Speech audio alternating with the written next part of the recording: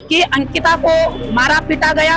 अंकिता चिल्ला रही है, सिसक रही है कि नीचे से रिसेप्शन से कोई मुझे बचाने आओ। उन्होंने कहा उसको बंधक बना के रखा हुआ था।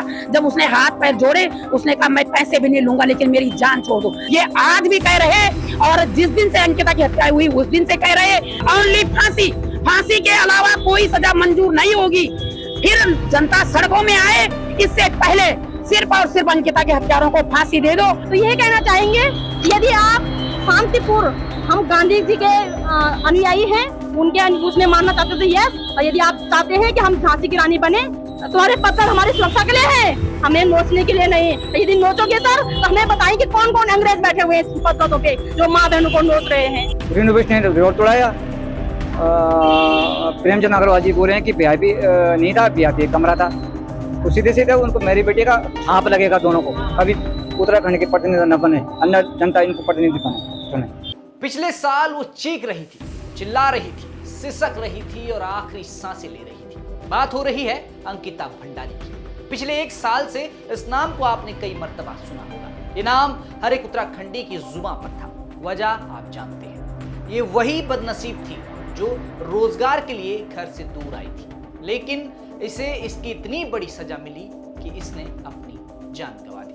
18 सितंबर 2022 पहाड़ के इतिहास का वो काला दिन जिसने पहाड़ की बेटियों को सोचने पर मजबूर कर दिया कि वो सुरक्षित हैं भी या नहीं। इस स्पेशल रिपोर्ट में जानेंगे कि अंकिता के साथ आखिरी लम्हों में क्या हुआ। एक साल तक परिवार ने क्या कुछ सहा, कितनी बार अदालतों का दरवाजा खटखटाया गया और अभी तक क्यों आरोपियों को वो सजा नहीं मिल पाई जो कि प्रदेश की जनता और अंकिता के परिवार के लोग मांग रही हैं। नमस्कार, आप देख रहे हैं उत्तराखंड तक, मैं हूं आपके साथ विजय। पिछले साल 18 सितंबर को पहाड़ की बेटी अंकिता भंडारी की हत्या हुई थी। आरोपी पुलकित आर्य, अंकित और सौरभ भास्कर ने इस घटना को अंजाम दिया। अंकिता घर से बाहर गई थी रोजगार के लिए और रोजगार मिल भी गया, लेकिन परिवार और अंकिता इस बात से बिल्कुल अनजान थे कि अंकिता के साथ वो घटना घटने वाली है जो उन्हें उनके परिवार से इतना दूर कर देगी कि परिवार वालों को मातम मनाना पड़ेगा। 18 सितंबर को गंगा भोगपुर स्थित वनंतरा रिजॉर्ट, जो कि पुलकित आर्य का था, वहां से अंकिता लापता हुई। 19 सितंबर को सबसे पहले पुलकित आर्य ने ही राजसह पुलिस में अंकिता की गुमशुदगी की रिपोर्ट दर्ज करवाई। उसके बाद 22 सितंबर को जिलाधिकारी पौड़ी के निर्देशों पर जांच पटवारी से हटाकर रेगुलर पुलिस को सौंप दी गई। 23 सितंबर को पुलिस ने पुलकित आर्य, सौरभ भास्कर और अंकित सहित तीनों अभियुक्तों को गिरफ्तार कर लिया। कोटद्वार न्यायालय में इसके बाद उन्हें पेश किया गया और 24 सितंबर वो दिन जब अंकिता का शव चीला पावर हाउस की शक्ति नहर से मिला था। एक साल इस हत्याकांड हो चुका है, लेकिन अभी भी परिवार न्याय के लिए सड़कों पर बैठा है। अंकिता हत्याकांड के बाद से ही पहाड़ से लेकर शहरों तक एक आग लग चुकी थी। वो आग थी अंकिता को न्याय दिलाने की। वक्त के साथ लोगों की ये आग ठंडी जरूर पड़ी, लेकिन अभी भी कई संगठन हैं जो लगातार ही अंकिता के हत्यारों के लिए सजा की मांग कर रही है। इस वक्त श्रीनगर में महिला संगठन और अंकिता के परिवार के लोग न्याय की गुहार लगा रही हैं। उन्हें सुनिए। लेकिन विनोद आर्य को बचाने में आज पूरा तंत्र लगा हुआ है, पूरा शासन प्रशासन लगा हुआ है। हम सड़कों पर, हम एम्बुलेंस के आगे तक कूद गए थे कि किसी भी कीमत पे ये अपराध बख्शा नहीं जाएगा।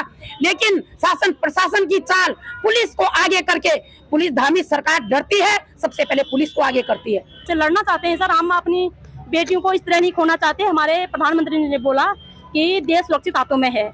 मणिपुर की बेटियां हमारी निर्वस्त्र हुई, हमारी अंकिता बेटी का हत्याकांड, हमारे महिला खिलाड़ियों के साथ कुकृत्य उन्हीं के सांसद द्वारा, एवरी बेटी हमारी। ये एक गृह मंत्रालय का रिपोर्ट है कि 19 और 21 के दौरान इस देश भर में 13.5 लाख महिलाएं, बच्चियां गायब हो गई।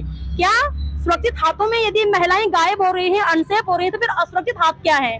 तो हम इतना ही निवेदन करना चाहते हैं सर कि यदि सड़कों पे बैठकर हमें न्याय मांगना है अपनी चुनी सरकार से हमें न्याय मांगना पड़ रहा है, तो फिर आपके पद कदों की क्या जिम्मेदारी, क्या मान्यता, क्या डेफिनेशन है, इतना हमें बता दें। रिनोवेशन ने रोड तोड़ाया। प्रेमचंद अग्रवाल जी बोल रहे हैं कि वीआईपी नहीं था, वीआईपी कमरा था। तो सीधे सीधे उनको मेरी बेटी का छाप लगेगा दोनों को, कभी उत्तराखंड के प्रतिनिधि न बने, अन्य जनता इनको प्रतिनिधि बने चुने। घटना के बाद आरोपियों पर मुकदमे दर्ज हुए, पब्लिक ने भी अपना गुस्सा जाहिर किया, लेकिन अंकिता के पिता अभी भी मन में टीस लिए हुए हैं। जवान बेटी का यूं जाना कहीं ना कहीं परिवार और गांव के लिए बहुत बड़ी क्षति थी और ये भरने वाली नहीं है। फिलहाल तो उत्तराखंड के मुख्यमंत्री पुष्कर सिंह धामी ने पौड़ी के राजकीय नर्सिंग कॉलेज डोब्स रिकॉर्ड का नाम अंकिता भंडारी के नाम से रखने का फैसला लिया है, लेकिन अंकिता के कातिलों को सजा कब मिलेगी, इस बात का या यूं कहिए इस सवाल का जवाब अभी तक प्रदेश की जनता मांग रही है। साथ ही साथ अंकिता के परिजन भी लगातार न्याय की मांग कर रहे हैं। अंकिता की मां के आंसू अभी तक सूखे नहीं है, पिता पत्थर दिल हो चुके हैं। आखिर कब बेटी को न्याय और इंसाफ मिलेगा? आखिर कब ये परिवार न्याय के लिए दर दर भटकना छोड़ देगा? ये बड़ा सवाल है। अंकिता को गए 1 साल पूरा हो गया है। पहाड़ की इस बेटी की पुण्यतिथि पर अंकिता को विनम्र श्रद्धांजलि। आपको क्या लगता है, अंकिता के कातिलों को अभी तक सजा क्यों नहीं मिल पाई है? आप कमेंट बॉक्स में जरूर बताएं। फिलहाल के लिए इतना ही। आप देखते रहें उत्तराखंड।